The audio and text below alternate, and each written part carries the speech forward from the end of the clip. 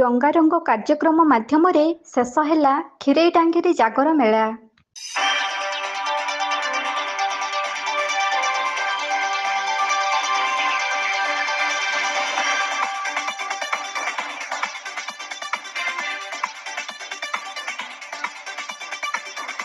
ସନ୍ଧ୍ୟାର ଆଗମନରେ ରାତିର କଳା ଚାଦର ଘୋଡ଼େଇ ଆସୁଛି।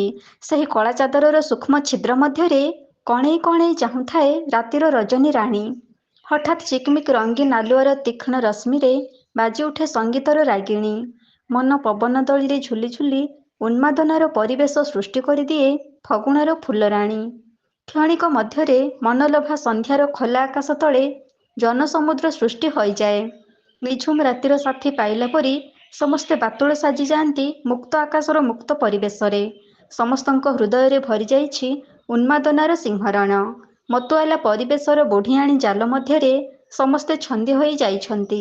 ଛୋଟରୁ ବଡ଼ ପର୍ଯ୍ୟନ୍ତ ଅନେକ ଦର୍ଶକ ଏକଲୟରେ ଚାହିଁ ରହିଥାନ୍ତି ରଙ୍ଗ ବେରଙ୍ଗର ଚିକ୍ମିକ୍ ଆଲୋକରେ ସଜେଇ ହୋଇ ଛିଡ଼ା ହୋଇଥିବା ରଙ୍ଗୀନ ରଙ୍ଗମଞ୍ଚକୁ। ଏହି ଆକର୍ଷଣୀୟ ରଙ୍ଗମଞ୍ଚ କେନ୍ଦୁଝର ଜିଲ୍ଲା ପାଟଣା ବ୍ଲକ ଅନ୍ତର୍ଗତ କ୍ଷୀରେଇଟାଙ୍ଗିରି ଜାଗର ପଡ଼ିଆର ଦୃଶ୍ୟ। କ୍ଷୀରେଇଟାଙ୍ଗିରି ଜାଗର କମିଟି ଦ୍ୱାରା ପାଳିତ ହୋଇଯାଇଛି ଜାଗର ମହୋତ୍ସବ 2025।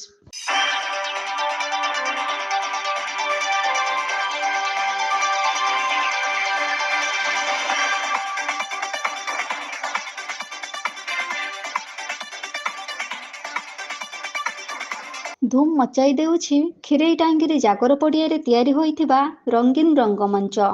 ଆଧୁନିକ ଗୀତର ଡିଜେ ସାଉଣ୍ଡରେ ଚତୁର୍ଦ୍ଦିଗ ପ୍ରକମ୍ପିତ ହେଉଥିବା ବେଳେ ନୃତ୍ୟଶିଳ୍ପୀଙ୍କ ନୃତ୍ୟକଳା ସମସ୍ତଙ୍କୁ ପାଗଳ କରିଦେଇଥାଏ।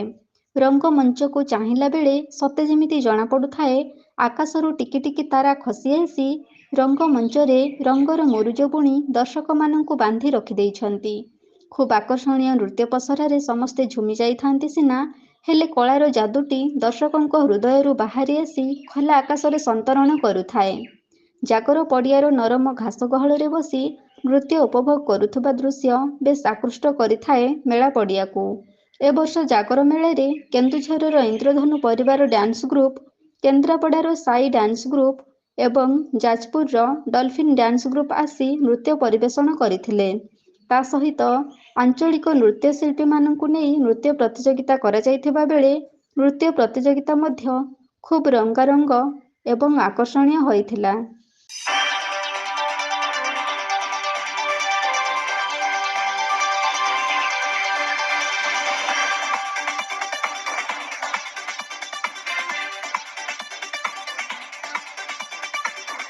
ଏ ବର୍ଷ କ୍ଷୀରେଇଟାଙ୍ଗିରି ଜାଗର ମହୋତ୍ସବ 2025 ଭିନ୍ନ ଏବଂ ନିଆରା ଢଙ୍ଗରେ ଆୟୋଜନ ହୋଇଥିଲା। ଖୁବ୍ ଆକର୍ଷଣୀୟ ନୃତ୍ୟ ପ୍ରତିଯୋଗିତା ସହିତ ଆଗଧାଡ଼ିର ଡ୍ୟାନ୍ସ ଗ୍ରୁପ ଦ୍ୱାରା ଆଧୁନିକ ନୃତ୍ୟକଳା ଜାଗର ମହୋତ୍ସବକୁ ଖୁବ୍ ଆକୃଷ୍ଟ ଏବଂ ମନଛୁଆଁ କରିପାରିଥିଲା। ଜାଗର କମିଟି ଦ୍ୱାରା ଆୟୋଜିତ ହୋଇଥିବା ଜାଗର ମହୋତ୍ସବ ଖୁବ୍ ଶୃଙ୍ଖଳାର ସହିତ ଶେଷ ହୋଇଥିଲା। ଏହି ମେଳାରେ ମୀନାବଜାର ଷ୍ଟଲ୍ ପଡ଼ି ଦର୍ଶକମାନଙ୍କୁ ସୁବିଧାରେ ଆବଶ୍ୟକୀୟ ସାମଗ୍ରୀ ଯୋଗାଇ ଦେଇଥିବା ଯୋଗୁଁ ଗ୍ରାହକମାନେ ଖୁବ୍ ସହଜ ଓ ସୁବିଧାରେ ଜିନିଷ କିଣିବାର ସୁଯୋଗ ମଧ୍ୟ ପାଇଥିଲେ। ପ୍ରତିଦିନ ସନ୍ଧ୍ୟାରେ ଏଠାରେ ଜନସମୁଦ୍ର ସୃଷ୍ଟି ହୋଇ ଚଳଚଞ୍ଚଳ ହୋଇ ଉଠିଥିଲା ଜାଗର ପଡ଼ିଆ। ଆଖପାଖ ଗ୍ରାମରେ ଶହ ଶହ ଦର୍ଶକ ସନ୍ଧ୍ୟା ସମୟରେ ଆସି ଜିନିଷ କିଣିବା ସହିତ ନୃତ୍ୟ ପସରାର ମଜା ନେଇ ଘଡ଼ିଏ ମୁହୂର୍ତ୍ତ ପାଇଁ ନିଜକୁ ହଜେଇ ଦେଇଥାନ୍ତି ଜାଗର ପଡ଼ିଆର ମତୁଆଲା ପରିବେଶ ମଧ୍ୟରେ। ରଙ୍ଗାରଙ୍ଗ କାର୍ଯ୍ୟକ୍ରମ ମାଧ୍ୟମରେ ଏ ବର୍ଷ ଶେଷ ହେଲା କ୍ଷୀରେଇଟାଙ୍ଗିରି ଜାଗର ମହୋତ୍ସବ 2025।